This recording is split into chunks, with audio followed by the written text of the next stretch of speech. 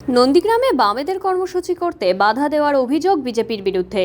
রণংদেহী প্রার্থীকে দেখে পিছু হটল বিজেপি।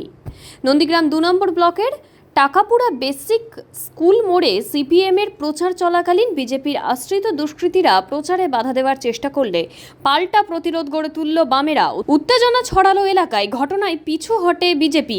এলাকায় পৌঁছালো পুলিশও।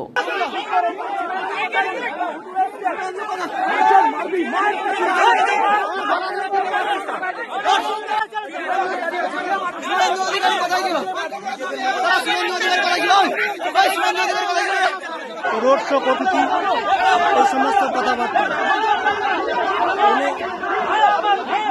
উনি আমাদেরকে অযথা হস্তাধস্তি, ক্যামেরা ছাড়িয়ে নেবার হুমকি, এই সমস্ত কথাবার্তা বলে আমাদেরকে রাস্তায় হ্যারাসমেন্ট করছে। তার জন্য আমরা ভিডিও রেকর্ডিং করছি। এই যে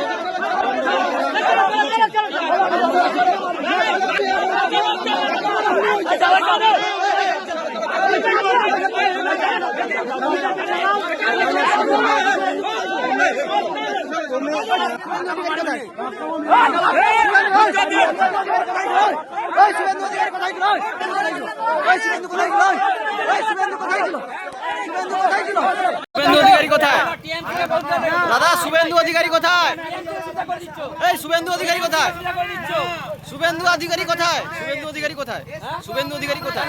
কোন দলে? শুভেন্দু অধিকারী কোন দলে ছিল? কোন দলে ছিল? কোন দলে ছিল? কোন দলে ছিল? কোন দলে ছিল? মার খেয়েছিল।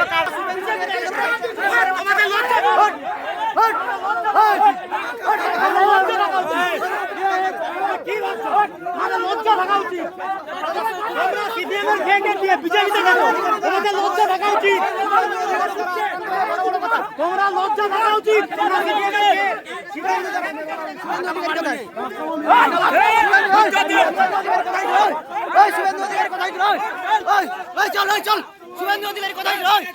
শুভেন্দু অধিকারী কোথায়? শুভেন্দু অধিকারী দ্বারা আক্রান্ত এখন বড় বড় কথা। শুভেন্দু অধিকারী কোথায় ছিল? শুভেন্দু তোর বাবা। শুভেন্দু অধিকারী কোথায় ছিল? শুভেন্দু কোথায় ছিল?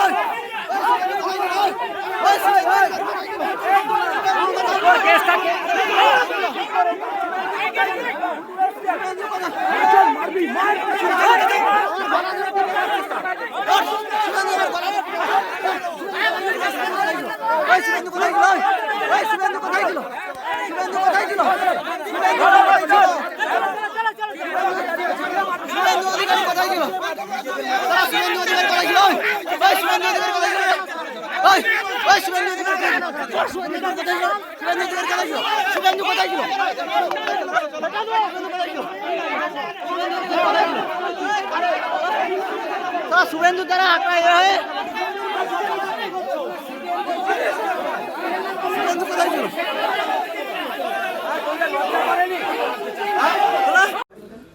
আজকে নন্দীগ্রাম 2 নম্বর ব্লকে প্রচার চলাকালীন টাকাপুরা বেসিক স্কুলের যে মোড়, সেখানে যখন আমরা প্রচার কাজ করছি, সেখানে প্রচুর মা বোনেরা তারা এগিয়ে এসে আমাদের সাথে যখন করমর্দন করছেন, আমরা যখন জনসংযোগ করছি, কাতারে কাতারে মানুষ যখন বাড়ি থেকে বেরিয়ে এসে সমর্থন জানাচ্ছেন, সেই সময় কিছু বিজেপি আশ্রিত দুষ্কৃতী তারা এগিয়ে এসে আমাদের প্রচার কাজ বারবার আটকানোর চেষ্টা করে, আমাদের কমরেডদেরকে গালিগালাজ করে। এমনকি আমি প্রার্থী, আমাকে পর্যন্ত গালিগালাজ করে।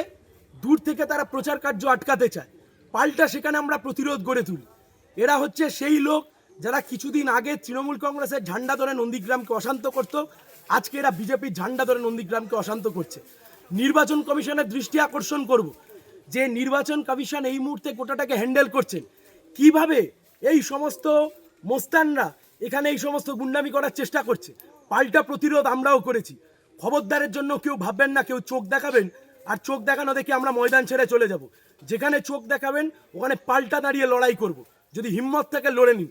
এসব চোখ টোক দেখানোর দিন পেরিয়ে গেছে। আমরা বলছি নির্বাচন কমিশনের আমরা দৃষ্টি আকর্ষণ করবো এই গোটা ঘটনা।